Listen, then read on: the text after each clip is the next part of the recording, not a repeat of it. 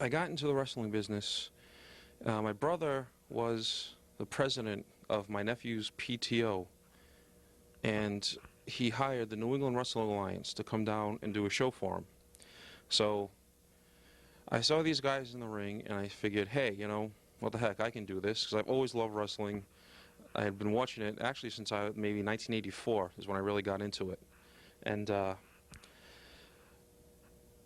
I was actually going to a Coastal Pro show, which was back in the day, at the hall in Seekonk. And just so happens that some of the NEWA wrestlers were there. Because I was going to go and ask the Coastal guys, you know, what do I have to do to become a wrestler? So the NEWA guys were there. Kid Liberty back in the day, and Iron Fist, and Dave Padula.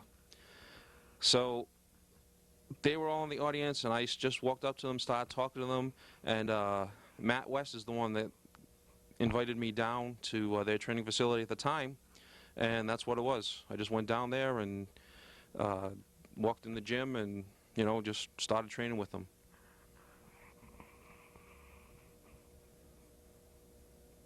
How many years have you been in wrestling? Oh, I've been wrestling for about 9 years now.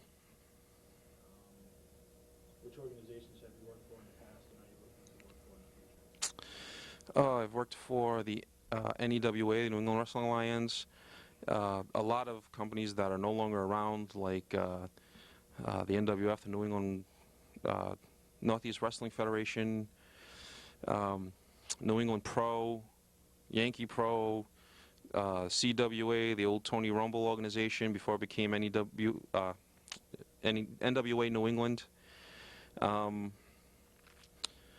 I've worked for Rocky Raymond.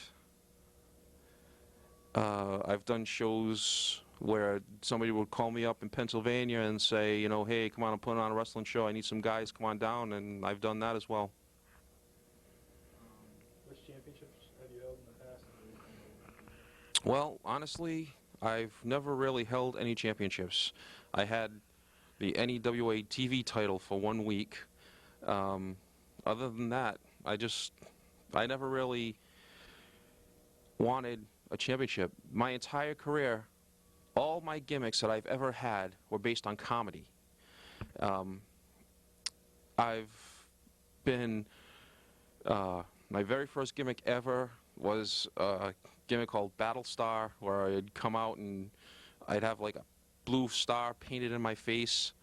Then I was Bronco Jerry James, which is supposed to be the great-great-great-grandson of Jesse James. That was a cowboy gimmick that was pretty much used for comedy. I've been Doink the Clown for New England Pro, for Tony Rumble, for Yankee Pro. And, you know, my current gimmick now, Marcus O Middleton, the unofficial independent wrestling world's heavyweight champion, where I actually went out and bought a belt from Jamar, which is the company that makes the real belts, and the whole gimmick behind the gimmick was that there was no such championship. I didn't know you were Bronco. That was me.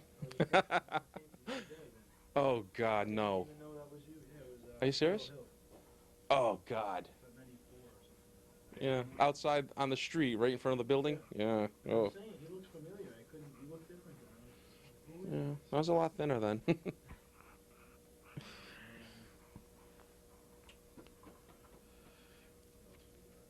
what do you think about the difference of wrestling now and 10 years ago? Wow. The difference between wrestling now and 10 years ago, that's huge. It's like apples and oranges. Wrestling 10 years ago was so family oriented. It was, you know, the Ultimate Warrior, Hulk Hogan, The Undertaker, and his Dead Man gimmick. It was all just so family oriented. Now, there's no doubt, it's definitely based in that 18 to 35-year-old category, and it's like a big difference. I can't even explain it. Why don't you tell us a little about your commissioner role in the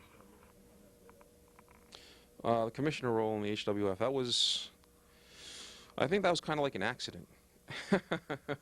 I got to the show, and it really didn't have a spot for me on the show. So, who was it? Jose Perez and you and I came up with the idea of doing the commissioner, and wanted to.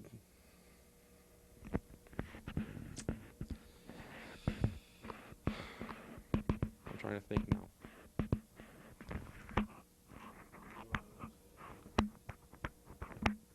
Yeah. So you can go off and say how you want to heal the commissioner.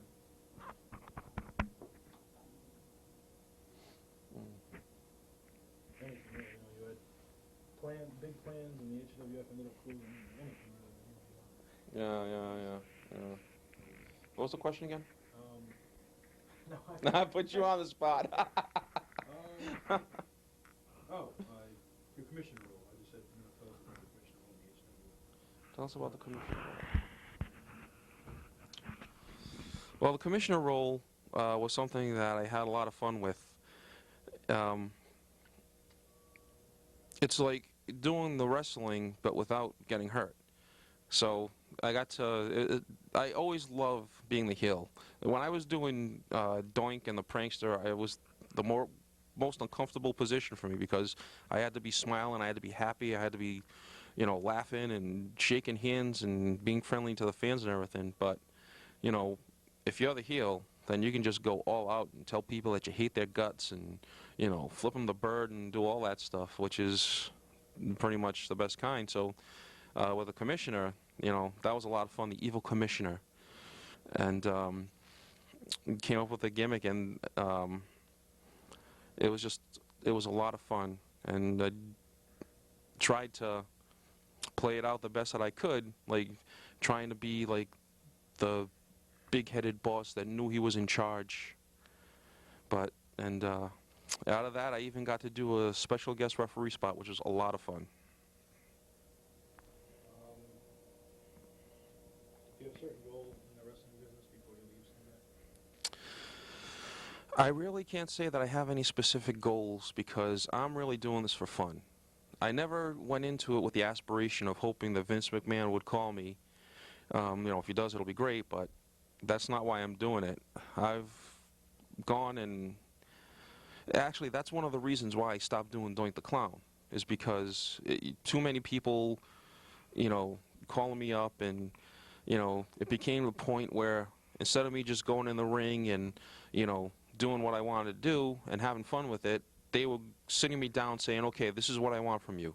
I want you to do this and this and this, but, that's not what I ever got into it for. I just want to do it to have fun, and, even now I'll still go out and I'll do a free show, just for the hell of it, just because I want to. Why don't you tell us a little about the school you have, the name of it, how it got started, and your future things with the school? The school I'm running right now is called the APCW Sweatshop. It's in Pawtucket, Rhode Island, and it is in an old mill building. Right now we have 6 students, and I am the head trainer. I get in the ring. It's Tuesdays and Wednesdays. We do the training from 6 o'clock till whenever we get tired. What I'm really hoping for is I would love to just take these guys that have the same attitude that I have, where they're just doing it, because they want to. And eventually, once we get enough guys, we can start doing shows, of course take care of them, but, I just want the whole organization to have the attitude of saying, I just want to do it because I want to. If they want to go out and work for other people, of course I'm not going to stop them. That'll be great for them, great experience. And, if any one of my students ever get the call from Vince McMahon saying, come on down, let's see what you got, that'll be even more awesome. Like I said, I'm just doing it because I want to. I'm not looking for anything from them. If they become famous, God bless them.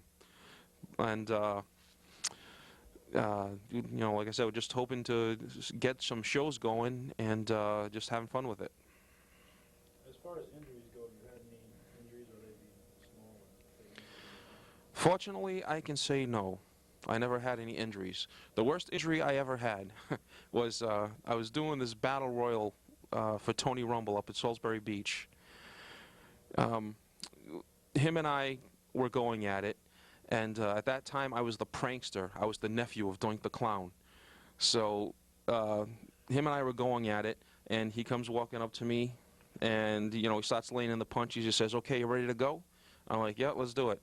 So he starts throwing me out on one end of the ring, but on the opposite end was the camera. So just as he's getting ready to throw me over the top rope, he turns me around, he says, "Come on, let's face the camera." He throws me over the top rope, which I wasn't really prepared for, and I just grabbed onto the rope, and my whole face just went right down each rope, and it hurt. But fortunately, I can say that's the worst injury I ever had. Do you currently, or have you in the past, have any backstage heat? If so, or even if not, what do you think about people that do have backstage heat in the business? Well, I can't say that I have any heat, but actually, I'm sorry. I can say that I do have heat with one person, Studley Steve Stallion. I hate him, and he hates me, and neither one of us are going to be afraid to admit it. But other than that, fortunately, I can't say that I've ever had any heat. I've seen people that do have heat actually stop fist fighting in the locker room, and to me, it's just totally ridiculous. The only thing that tells me is that these people have egos bigger than, life itself, and that's just ridiculous. I mean, if you're in independent wrestling, it's not about the superstardom. It's not about the fun. I'm sorry. It's not about the superstardom. It's all about the fun. It's if you're going out to some Legion Hall and you have a ring set up and you're wrestling in front of 10 people, that's fine. Where's the ego in that? This one particular show that I was at had maybe 30 people in the crowd, and it was at the Taunton Roseland Ballroom. And so, of course, they had the bar set up and everything. So of those 30 people that were at the show, maybe 20 of them were standing at the bar, really didn't care what was going on. So standing in the back, I had just done a spot with Tony Rumble where he wanted to come out and destroy Doink. So I came out, my music played, I was walking around, shaking hands and everything, and then all of a sudden, before I get in the ring, he comes by, smacks me with a tabletop, just puts the boots to me, throws me in the ring. The guy that I was wrestling just climbed on top of me, pinned me, and that was it. And, for the 10 people that were watching, got a pretty good reaction. Then sitting in the back, just minding my own business, cleaning up and stuff, all of a sudden, door slams open, and you hear Mo Payne and Nick Steele just yelling at each other. They come out and they start swearing, and next thing you know, they're throwing punches. You have guys there trying to break them up, and unfortunately, it even spilled out of the locker room into the crowd. There's a match going on in the ring, and all of a sudden you see these two guys come out fighting each other, with other wrestlers trying to break them up. And to me, it's just absolutely ridiculous. And I mean, for something like that, for a show like that, there's no need to have that kind of attitude. Why don't you tell us a little bit about the angle that you had in HWF with Johnny Justice? I never understood it. I wish I could tell you about that angle that I had with Johnny Justice, but I have no idea what was going on with that. I came out, as far as I knew, he was the old commissioner. He was announcing that he was retiring, and then I come out and say that I just paid Joe Bruen and that I am the new commissioner of the HWF. And then apparently he didn't realize that he was retiring, and he didn't realize that, he was just going to be ring announcing, so it didn't exactly pan out the way that I wanted it to. So now let me go back to the previous question where you asked me if I had any heat with anybody. Let me rephrase that. Yes, I do have heat with Johnny Justice. The second show that I did in the HWF, it was supposed to be an angle where Joe Bruen is being interviewed in the ring. Oh no. What was that angle? GQ Smooth. Somebody was interviewing. Yep, it was Bert and GQ, was it? Oh, that's right. Who was your ring announcer? Bobby Cruz? Bobby Cruz. That's right. Bobby Cruz introduced me into the ring as the commissioner. And then when I got into the ring, I brought out GQ Smooth. He came out, I started interviewing him, and then Bert Centeno came out and interrupted the interview. So they started fighting, and then once they started, I called up the owner, Joe Bruen, and Joe came into the ring. So I said my words. I threatened to punch Joe into the corner, and then Johnny Justice came out. So I'm standing in the ring, you know, waiting for Johnny Justice to come in. He comes waddling down the aisle, and he slides into the ring. I duck out, and I'm walking around the ring. All I was going to do was walk around the ring and go back downstairs, you know, and then he takes a swing at me, totally knocks my glasses off and breaks them. And, I mean, if Joe Bruen weren't standing right there, I would have climbed into that ring and I would have beat the ever-loving crap out of him. Which is true. Yes. I tell you, you saved his life. Yes. Could have seen another person go through a window in an American Legion. My first show, Roadtrips, was suicidal through the window Which window? of the hall in Riverside at the Legion. Oh no, I've never been. I never did any shows at Riverside. I'm just saying it could have been another incident. Oh, yeah, Through a yeah, window. yeah. Let me think of something. We got injuries, championships, beds. Was there anything else you want to plug? I still have to ask you about road trips. You know, any stories? Oh, road trips. I'm not a very exciting person to travel with on the road, so I do have a couple of road trip stories. One time back in Mayhem, which is another organization that I wrestled for, we were doing a show in Pennsylvania. It was the owner at the time, along with Black Wolf, and I was traveling down with Dave Padula as well. So we're driving down. Of course, we had to make a few stops and everything. So we stop at this one gas station. They're filling up, and we're all getting out, stretching our legs. So I'm wearing down, of course, a pair of like black snap-down pants. So I get out of the van. All of us traveling like a 15-person van. I get out of the van, stretch my legs and everything, and of course, Randy's there, busting my chops. So I can't remember what it was that I said to him, but I gave him a good one back. I'm getting in the van. All of a sudden, he just grabs the back of my pants and rips them right off of me.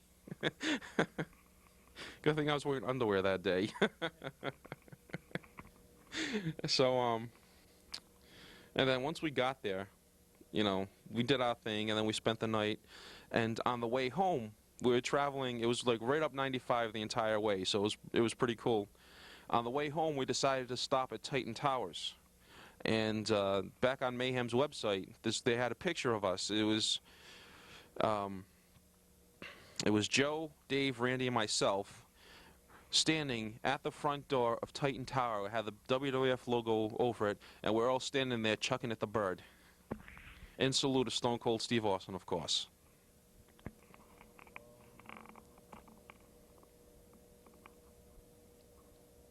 Did I ask you who or what inspired you? No, you didn't. I just have to say that my biggest inspiration, I always wanted to be Ric Flair. And actually, before Ric Flair, before I started watching any other wrestling, WWF or NWA, WCW, the very first wrestling that I ever watched was the old World Class Championship Wrestling with the Von Erichs.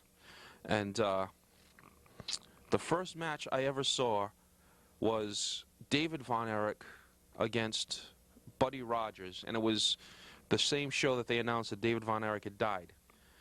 And after that, the next show, of course, it was Kerry and Kevin against the Freebirds, and ever since I watched them, the Von Erichs and the Freebirds, I mean, that's absolutely what had to do it for me, because I was like totally hooked. And then in like maybe 2 or 3 years later, of course, you know, Hulk Hogan had come into the WWF and everything like that. And I have friends that used to watch wrestling too, and they would come up to me and they'd be like, "Oh yeah, you know, Hulk Hogan's the best," and I'd be like, "Who?" Because I never watched WWF. I always watched the Von Erichs, and I'd start talking to them about the Von Erichs, and they'd be the same thing, like, "Who are the Von Erichs?" So, if I had an inspiration to get into the business, that was definitely it. The Von Erichs and the Freebirds. Out of the gimmicks that you've had, what was your favorite one? Of all my gimmicks, I'd have to say the current one that I have, Marcus O Middleton, is my favorite. We came up with that gimmick. I had the idea of doing it, of getting the belt and becoming like this champion that doesn't exist. And I was working for Yankee at the time. At the time, I was doing Doink the Clown for Yankee. So I got the belt in, and, you know, I said that, you know, I was pretty much getting tired of doing Doink. So I gave him this idea of doing like this rich mama's boy that had a belt and everything, and they liked the idea. So they're actually the ones that gave me the name Marcus O Middleton. They wanted, the whole idea behind my gimmick is that I am a rich mama's boy that pretty much got everything that I always wanted. So when they came up with the name Marcus O Middleton, they wanted to make sure that the initials spelt out a word. So my initials, M-O-M, spells mom. And that's the whole idea of the gimmick. And they also gave me the idea, too, that I come out to the ring, you know, the first time that I come into an area, I'll come into the ring, I'll do promo after promo and just build myself as the independent wrestling world's heavyweight champion. And then I get in the match, you know, start out fighting, but then I never win a match. And at the time, I was also supposed to have my mother's lawyer with me at ringside, which we never officially came up with a name.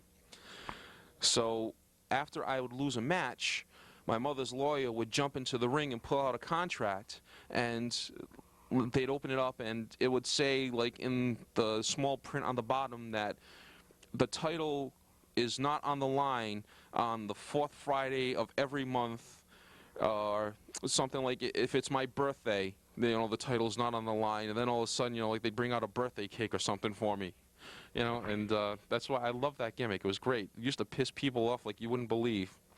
And I had a lot of fun with it too. It was great. And Mayhem too. When I was working for Mayhem, that's when I really did a lot of the stuff. We had this one. We used to work with Pat Piper as well up in Mayhem, and he had a friend that was deaf. So we did this one spot where Piper would get in the ring with me, and, you know, we'd be going back and forth, and he said that he can take anybody in the crowd and make them a wrestler, train them in like an hour, and then just be able to pin me. So his friend was sitting in the seats, and he had a sign with them. So he picked his friend out, right, and then we went in the back and everything. And then an hour later, I came out ready for the match. You know, I was laughing, snickering, and everything. And then his friend came out. So, you know, I'm pointing at him, I'm laughing at him, and like he'd start talking to me, and I'd be like, "What?" Which I must say that I was the originator of the what. He'd come out here, he'd be talking to me, I'd be like, "What?" And he'd say something else, I'd be like, "What?" Pretending that I couldn't hear him, you know, making fun of him that he was deaf. So then I turn around, and Piper's right behind me, and he had his friend sign with him. So I turn around, and I'm laughing at Piper, and all of a sudden he takes the sign and he whacks me over the head with it. He takes off the paper that was wrapping it, and it was a handicap sign, a handicap parking sign. So I'm down in the ring, and next thing you know, he climbs under the ring, and he pulls out this little toy talking Elmo, puts it on top of me. His friend, who's known as, the only thing he's known as was G. He gets on top of me, he makes the sign, and he goes off the ropes, and he comes and drops the elbow on me. And of course, they named that move the People's Elmo. So that was a lot of fun that time.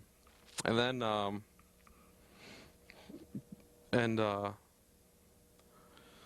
Yeah, I have to say that was the best match that I ever had though, with doing this gimmick. I wrestled with somebody who's not even a wrestler anymore. Ivan, I can't remember his gimmick name, but he had a vampire gimmick, and we wrestled the Haas brothers for the Mayhem Tag Team Championship. And I have to say that was the best match I ever had. Was that in Seacon? No, that was in Waltham, I believe. Because I went to one Mayhem show and it was in Seacon. The Hosh Brothers worked that show. It was the first time I've seen them. Yeah, I think I couldn't make that show for whatever reason it was. One of the Hosh Brothers went to the ceiling. Oh yeah. No, this match that I had with them, they were always doing flips and like they did these moves where like they go for like a suplex, but his brother would like bring him down, you know, like a front suplex and bring him down his partner, or like he'd climb up like he was gonna do a monkey flip, but then he'd just like jump over and come down. What did you think of that? Oh, they were awesome. They were great guys. They hit me with every single one of those moves. Every move that they did, every flipping move that they did, they came down hard on me. You know, like the one they did, the one with the flip where like the monkey flip, and then he tossed him around and came back almost like a 450, and then came down on me, smacked me right in the chest, right with his knees, came right down on me. But I mean, they were awesome. Their girlfriends were there, videotaping it. So afterwards, in the back, we're sitting around watching it, and you know, they were like, "Oh, how'd that look? How'd that feel? You know, was that okay? Was that okay? What do you think of the match? I hope it weren't too bad. You know, I hope you had fun and everything. They're real nice guys." I spoke with Russ at last year's Super 8. Mhm.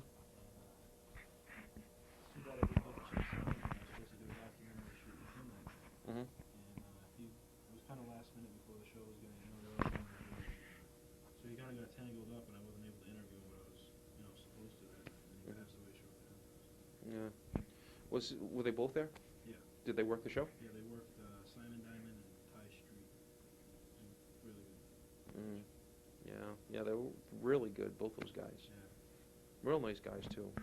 That's why whatever Jim Ross said about him on the Ross Report, you know, after he passed away, it's absolutely true. You know, I'll be the first to admit it. I was supposed to interview, you remember Dave Vicious? Who passed away? Mm. He's from Maine, independent worker, like Sid Vicious. He was about his size too, pretty big. I don't remember. I don't think I ever. He used to come down with Tony Atlas. They used to come as a pair sometimes. Was he Vicious, Dave Delicious, or something like that? Yeah, Delicious Dave. Yeah. Yeah, he passed away too. Get out of here. When? Yeah, I believe it was 1 year ago. He was found dead in front of his house. He was shoveling. Must have. Oh, wow. I'm not sure why, but I'm assuming heart attack. Mhm. Wow. Who's that guy that you sent an email about like a little while ago? Pete Fox? Chief Dave Fox. Chief Dave Fox. Yeah. I remember. He had the Indian gimmick. He's pretty old. He's been around for a while, long time. Really? He used to be tag team champions with Chief Jules Strongbow. Ways back. Where was this? Down south somewhere. I'm not too sure. But I was able to catch an interview with him here, Mhm. so that's good. Where was he from? Massachusetts. Not sure whereabouts, but it's pretty far up there. Mhm. But it seems like every time I'm about to do an interview, unfortunately, pass away. I'm done. It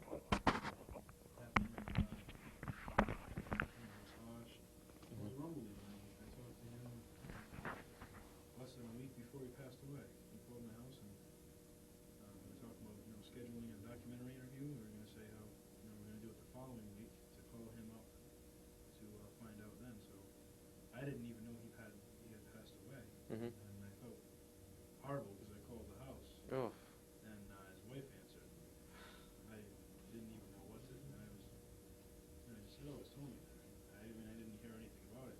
Mhm. And then she told me, so Mhm. of course I felt very awkward. Yeah. Yeah. Yeah, that was too bad. It was actually passed away 2 days before I was supposed to. Really? Oh. I have bad luck with interviews. I really do. But, most interviews have come up good. I've never really had a bad interview. Mhm. I think that should do it, though. Anything else you want to plug? Or you I got the school in there. or anything else you want to say? In general.